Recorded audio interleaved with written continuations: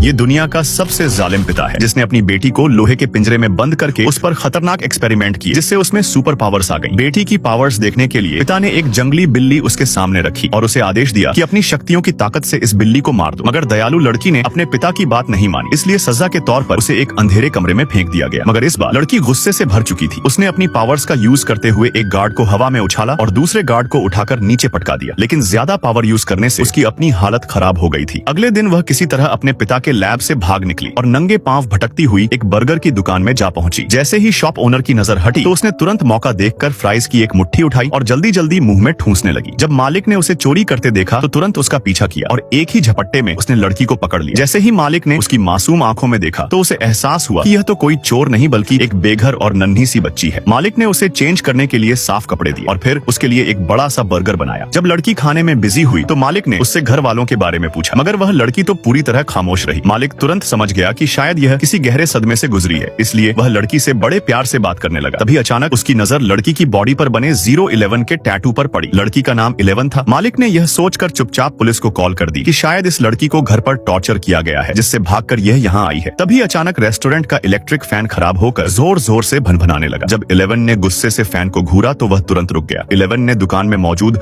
हर चीज पर अपनी शक्तियां आजमाने की कोशिश की। आज उसे जीवन में पहली बार मजेदार आइसक्रीम चखने को मिली। तभी दरवाजे पर दस्तक हुई। मालिक को अंदाजा नहीं था कि पुलिस इतनी जल्दी पहुंच जाएगी। जैसे ही लड़की ने बाहर पुलिस को देखा तो वह डर गई, क्योंकि शहर के सभी पुलिस वाले तो उसके पिता के अंडर ही काम करते हैं। जैसे ही वह अंदर आए तो 11 घबराकर भागने लगी। उसके बाहर निकलने से पहले ही सबने पिस्टल्स तान कर उसे घेर लिया। जब उसका पिता वहां पहुंचा तो देखा कि 11 उसके सभी साथियों को मारकर वहां से भाग चुकी है। उसी रात जब कुछ लड़कों ने 11 को अकेले वीरान जंगल में भटकते हुए देखा तो उसे अपने घर ले आए। जब 11 ने उन्हें अपनी कहानी सुनाई तो सबने उसे यकीन दिलाया कि वे किसी को भी इस बारे में नहीं बताएंगे। मगर अब आर्मी फोर्सेज ने पूरे शहर को अपने घेरे में ले लिया था। उन सबका एक ही मकसद था, 11 को पकड़ना।